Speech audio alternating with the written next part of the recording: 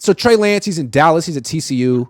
He's working hard. He's doing everything he can to not turn his career around, but get it kickstarted. But there's a difference between working hard and working smart, working on the right things. And if you were his agent or coach or his consultant, and he said, Jose, I hear you've got like a 20-1 TD to INT ratio in your 7-on-7 league right now. What would you recommend I work on right now? What would you say? I'd say right now, well, especially from seeing him, is like pretty much. Well, I would really want his processing to be better, but I don't know how much he's gonna be able to do right now until the camp comes. So it's pretty much just working on his touch and everything, because so many times everything was overthrown and over the head, right? Which is you rather have the passes overthrown than underthrown. It makes more for an interceptable ball. But ultimately, it's just like, dude, we need to get your touch there, because if there's one thing that's your tool that you're supposed to be good at, it's throwing deep. It's throwing 10, 15, 25 yards deep. And if you can't hit that like with enough consistency, because look, he's gonna miss. Right. But if you can't hit that with enough consistency, it's like, okay, there's a decent percentage there. Right. Because even with 3-point shooters, a good 3-point shooter is considered 33, 35%, whatever around that range. 36, something like that. If we could just get something like that, then like, dude, we're looking at you like the golden child almost. So we need to work on that, because I think it's pretty much anything. That's the first step, but anything almost as a thrower, because don't work on as a runner, because I don't know how much he doesn't have that twitch, right? So it's like you need something to compensate for what is not there, and that's your ability with the ball in your hand. So I would say just keep working on that touch. That's supposed to be, your bread and butter. You can air it out. You can launch that baby deep almost the whole length of the field. But if you don't have the accuracy, what good does it make? Yeah, what I would say is I think he throws too hard. Like I know it's why he got drafted. I mean, he ripped it in his pro day and people were impressed.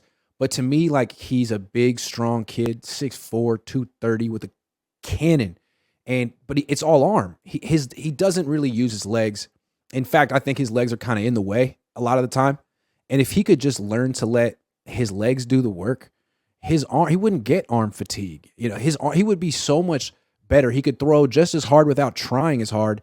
He's got a very effortful, violent delivery that's all arm. If he could just learn to sync up his lower body and get his legs to do the work for him, he'd have such a more successful career. He would have a long career. He wouldn't have arm fatigue. And arm fatigue is going to eventually lead to something more serious in his elbow or his shoulder. So I think this is really important for he tries to throw it too hard. One of the things I like about Mahomes, he has a cannon, but when you watch him, it looks like he's trying to throw it soft most of the time. It looks like he's literally trying to throw a pillow. Like Lance, and now he's seeing Trey Lance in person. He's seeing Patrick Mahomes in person. Like, internalize that, man. Throw it softer. It's good to have the ability to fit it in a tight window, but when it's wide open, you should be able to lay it right in there with good mechanics, man. You should be able to do that. And that also comes with like timing, which also would help if he's like when he plays with a receiver, aka Debo, don't skip out practices against this year, which he shouldn't, which, it's like, that's why he was together with Ayuk so well. And then Debo comes in and it's like, yeah, he's not hitting with this guy. It's like, yeah, he wasn't able to throw with him. He wasn't able to throw with him. But like the timing is really, really important too. It's just like how fast you're going to get there. Or do I need to like, release the ball out sooner or something like that? But yeah, the way people run it and how you with other skill position players also matters as part of your synchronization too. So that's something he's going to have to learn on the fly and just with, and know how to, be able to snap his finger and be like, okay, Ayuk's running this. I already know how I'm going to do it. All right, Debo's running it. I already know how I'm going to do it. So all that matters. That's the fine small details that makes these quarterbacks like so great. It's like I can just adjust to each one of these receivers like that, and without either much of a struggle. When you don't really use your lower body when you throw or when you lock out your left leg too early, what you end up doing is you kind of have this like 3/4 release, and instead of releasing the ball out in front, it's kind of out in front of your ear, a little bit closer to your body, and you're kind of pushing the ball at that point. It takes a lot of effort, and it can hurt. You can hurt yourself. Really good athletes can do it. Like, do you remember who Tyson Ross is? Tyson Ross. Do you ever heard of Tyson Ross? He went to high school with me. He was a pitcher in the major leagues for about 10 years. He was an all-star for the Padres in 2014. Anyway, Tyson is 6'5". He's 245. He's like Trey in that all arm. He had a low 3/4 release. Kind of didn't get full extension in his release. He still threw 96. He was just a great athlete, but he eventually blew his shoulder out and he doesn't pitch anymore. He's 36 now. But he, that's what could happen to Trey in the future when he's 27, 28, if he keeps doing this. And I know he can do it. He's been doing it his whole life because he's so gifted, but if you just make this tweak, you'll make everything easier for you. And look at other throwers who've had this issue, man. It can lead to serious problems. That's all I'm saying. And I think he knows it. I think he's trying to fix it. It's just not easy. It's really not easy to change your throwing motion at 22 or ever.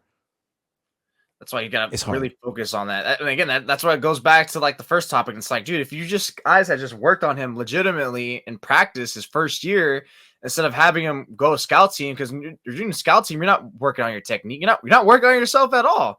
You're just pretty much at that point ingratiating emulating and just trying to give yourself someone else's look. It's just we're wondering why everything looks the same from his year 1 to year 2. It's like, well, whose fault is that? That's the 49ers. They were not helping him. Like, that's a fact. That's a fact. 2.0 says Jimmy Garoppolo and Darnold both have quick releases, accurate over the middle, not great at processing. Darnold more athletic, better arm. Jimmy better leader, but overall very, very similar. Telling you, get ready for Sam. I don't know how similar they are, but I see what you mean, and I have been getting ready for Sam. I feels like Kyle Shanahan is getting us ready for Sam. Scott Hill says, will all the fan base get on the Trey bandwagon when he starts to dominate in games? Yeah. No. Yeah. It's a very split fan base. It'll be a good portion that swings over. If he wins week 1, 30-20, a certain portion of the fan base will say, Brock would have put up 35. Well, I was envisioning like if he goes like on like for 6 games straight and they're 4-2 and he's playing well, like at that point, that's when it's like, all right, now the swing has to start. Like you guys have to jump over now.